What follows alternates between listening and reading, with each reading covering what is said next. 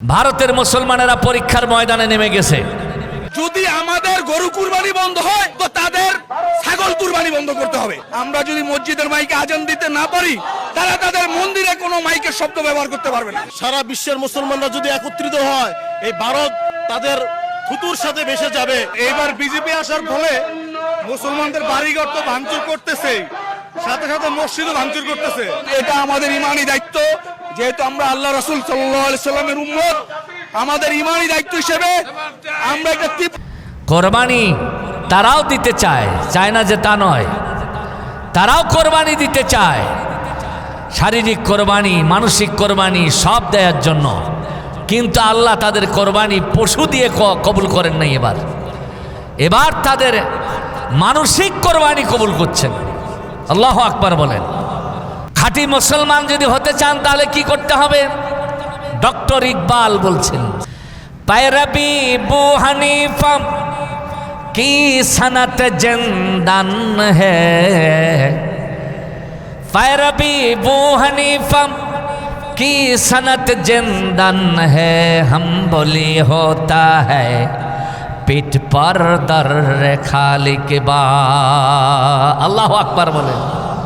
তুমি একনিষ্ঠ মুসলমান হতে চাও, হাম্বলি মুসলমান হতে চাও, তাহলে জেল, জুলুম, নির্যাতন, নিপীড়ন, ঘাত প্রতিঘাত সহ্য করার জন্য তুমি ঈমানের দাবি পূরণ করতে গিয়ে প্রস্তুতি গ্রহণ করো।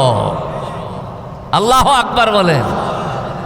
আমি খাঁটি মুসলমান হতে চাই, কিন্তু ডাংমার যেখানে আছে, হামলা মামলা যেখানে আছে ওখানে নাই, আপনি মুসলমান হতে পারবেন না। হাম্বলি মাযহাবের ইমাম আহমদ হাম্বলি, ইমাম আহমদ ইবনে হাম্বল, আল্লাহু আকবার, তার জীবনী পড়তে গিয়ে দেখেছি, তাহাকে যখন জালিমরা যখন কেনা বেচার প্রস্তাব দিল, উনি প্রস্তাব গ্রহণ করলেন না, ওনাকে জেলখানায় ঢোকায় দেওয়া হলো।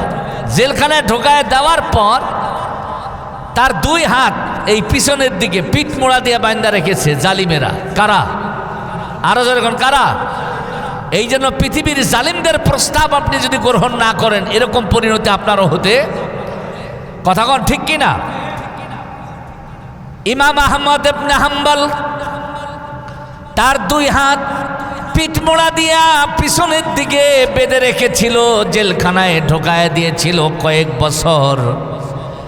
এই জেলখানায় পিঠ মোড়া হাত বান্ধা অবস্থায় থাকবার কারণে যখন তাহাকে জেলখানার থেকে মুক্তি করে দেয়া হলো, ছেড়ে দেয়া হলো, তার হাতের বাঁধন খুলে দেয়া হলো, দেখা গেল ইমাম আহমদ ইবনে হাম্বল তার হাত দুইটা আছে ঠিক, কিন্তু তার দেহের সাথে হাতের কোনো সম্পর্ক নাই। দেহ থেকে হাত দুইটা আলাদা হয়ে গেছে, চামড়ার উপরে শুধু ঝুলছে। আল্লাহু আকবার বলেন। চিন্তা করেছেন, ন্যায়ের পথে থাকা, একনিষ্ঠ মুসলমান হওয়ার পথে অবিচল থাকতে গেলে ইমাম আহমদ ইবনে হাম্বলের মতো পরিণতি আপনারও হতে পারে। কথা কোন ঠিক কিনা? আমাদের ইমামের নাম কি? আবু হানিফা। আবু হানিফা, पैरवी बू হানিফা কি সনদ জিন্দান হে।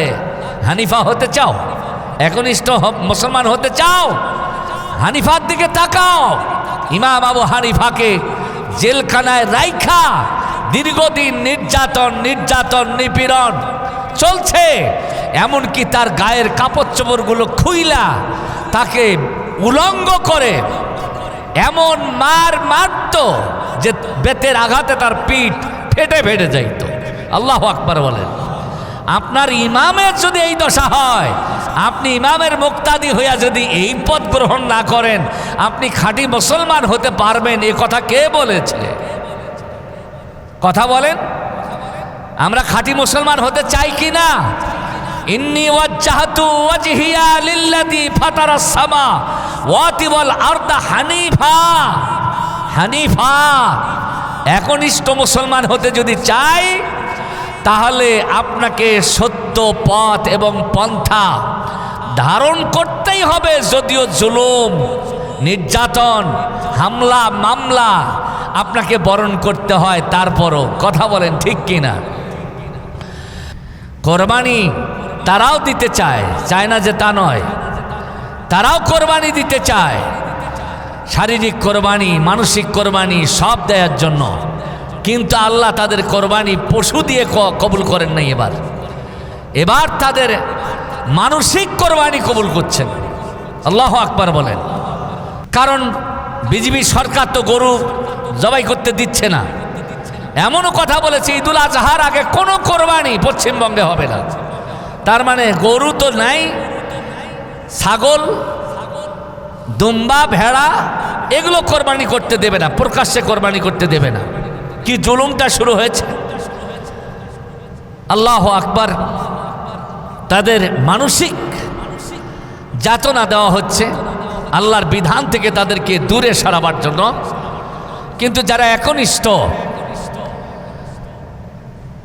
ওই যে বুরহানুদ্দিনের উত্তরসূরি সিলেটে ছিল না, বুরহানুদ্দিন আকিকা করছিল গরু দিয়া। আর ওই সময় ওখানকার জমিদার সরকার কে ছিল? গৌর গোবিন্দ। গৌর গোবিন্দ বুরহানুদ্দিনকে ধরে নিয়ে ঈশা তার ছেলেকে জবাই করেছে। যে হাত দিয়া গৌর গোবিন্দ কোরবানি করেছিল তার হাত কেটে দিয়েছিল। কোরবানি দিতে হয়েছে তাদেরকে এভাবে, সেই কোরবানি দিচ্ছে ওরা। আল্লাহ তাআলা ধৈর্যের সাথে পরিস্থিতি মোকাবেলা করে তার বিধান শিরোধার্য করার মধ্য দিয়ে আমাদেরকে সেই বুরহানুদ্দিনের উত্তরসূরি হিসাবে আল্লাহর কুদরতি কদমের সামনে দাঁড়াবার তৌফিক দান করুন।